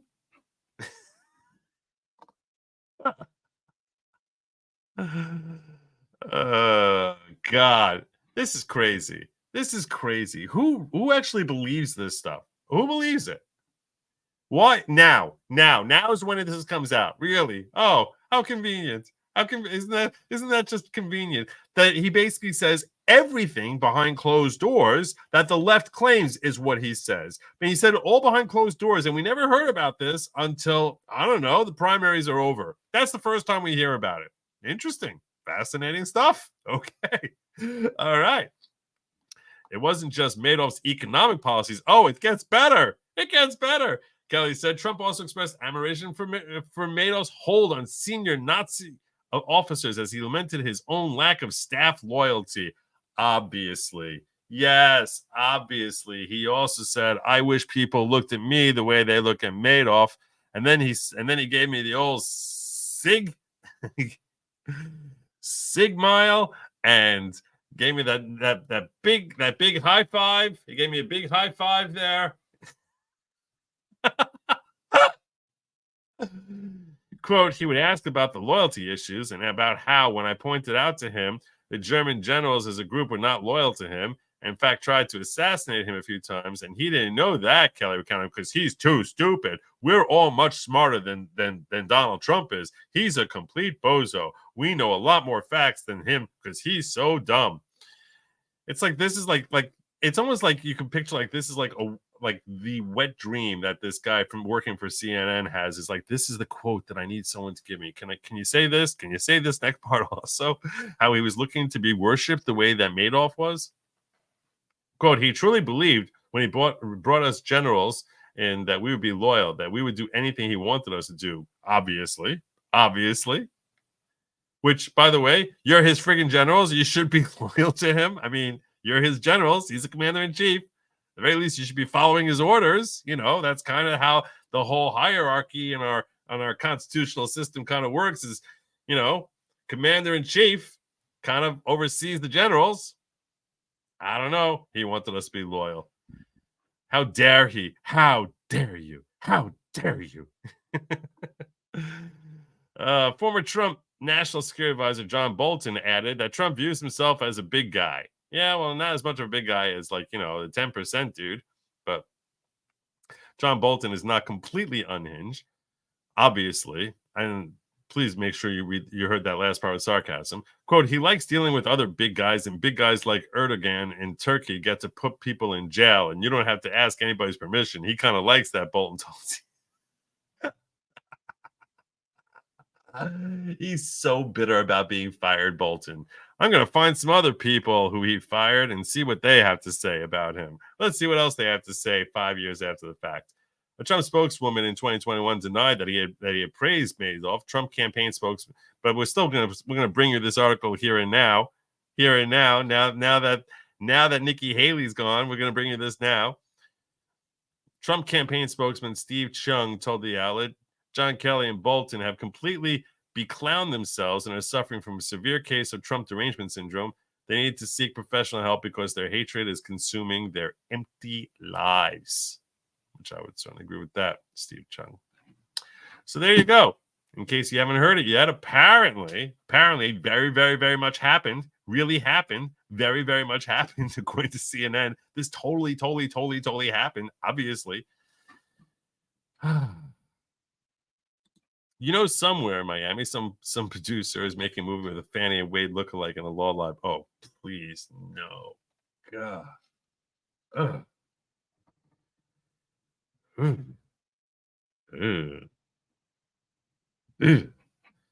Thank you so much. I appreciate that. While you're here, if you could like and subscribe. This is how we grow. I'm marching toward 100,000. Let me tell you something. One day when I'm well over 7 figures in subs, you'll be able to say you were in the first 100,000. But that's only if you hit subscribe now. And when I'm on 100,000 in Rumble, you could say you were there. Now, there you got a little bit of a ways to go. I got that. You got a little margin for error there in Rumble. I grant you that. You already missed the first 10,000. But it's never too late. Sign up in Rumble as well. Also, goodlogic.locals.com. Goodlogic.locals.com. H Coffee, I swear they ran this story 5 years ago. I'm sure they did. I'm sure they totally did. Is this like Trump taking over the wheel of the beast? Yes. You remember that story? How all of a sudden he turned himself into like an aging Steven Seagal, and he basically one punch knocked out the limo driver and was steering it along because he wanted to drive up into the Capitol on January 6th. Let me back in there. Boom, the guy knocked out. The car is careening down the highway as the knocked out guy's foot lands on the accelerator, takes off. Meanwhile, you got 3 other Secret Service guys wrestling Trump away from the wheel. Then he like flew out of the car and he was on the hood. He was on the windshield there, and he's gripping the windshield to try and stop the car from going in the wrong direction as they're trying to like throw him off of the windshield, like tearing along there like he's TJ Hooker. Good times. Fairly certain that MSNBC did write that script for John Kelly. Yes, I was talking about Bernard Madoff. Obviously Bernard Madoff. So John Bolton, no war. He never wanted the U.S. To join. There was this serious. He wanted us to basically get. He's really upset that we couldn't get involved in wars in Guatemala. He's very bitter about the fact that we didn't go into the Falkland Islands. He wants more war. Never enough war for John Bolton. Never enough war. He was looking at the Boxer Rebellion and wondering why it is that we didn't partake in that particular episode. Telling you, never enough war for him. Never enough war.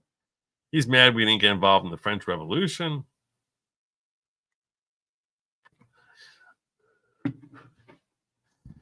you can go back in time, you'd find a way to entangle America in the War of the Roses. Aging Steve Seagal is Steven Seagal, not in my mind. Okay? Okay? He's still an action hero. Stop putting it down. Stop putting it down. Although I was making fun of him. I was making fun of him this past Shabbos when I was like, yeah, there's no such thing as anyone named Seagal. Okay? Not Stephen, not Katie. Okay? No, they're not Seagal. It's Siegel. Okay? It's Siegel. It is. Just own it. Own it. Just wear it. Wear it like a badge. Wear it like a badge. Okay? As Peter Dinklage said in the pilot of Game of Thrones, wear it like a badge, and no one can ever use it against you. Wear it like armor. Wear your shortcomings like armor, and no one can use it against you. Some of the wisest advice in the world. We did take part in the boxer, but we did not. Shut up. Let's just stop it. Just stop it. Okay. That's what I got for you tonight. Thank you for joining. Goodlogic.locals.com is where you find me all the time. Tomorrow, I plan on hitting up on Playback. I've got some awesome work for you there. You'll get links for that at goodlogic.locals.com. You don't need to pay any money to find out where I am. But if you want the other added content that I produce there, some stuff like I'm going to be dropping sources for this show here, some stuff you're probably going to want to have sourced. That's where you're going to find it. And if you can't afford it, it's $5 a month. It's not a lot of money to most people, but to some people it is. And to those people, I say I take care of you for free because I don't want anybody to be priced out. And I'm much happier to give out free access than for someone to be like ashamed or embarrassed. It's not me giving up anything. I'm not giving up anything. I'm helping enable you to partake in our community. That's all I want. And so far, every person I've ever gotten into has only made me that much happier to do so. So that's at goodlogic.locals.com. That's my show for tonight. I thank you so much for joining me. I will be back here, God willing, tomorrow evening at 10 p.m. You'll find me on Locals. You'll find me not on Locals. Well, you will find me on Locals in the live chat going on over there.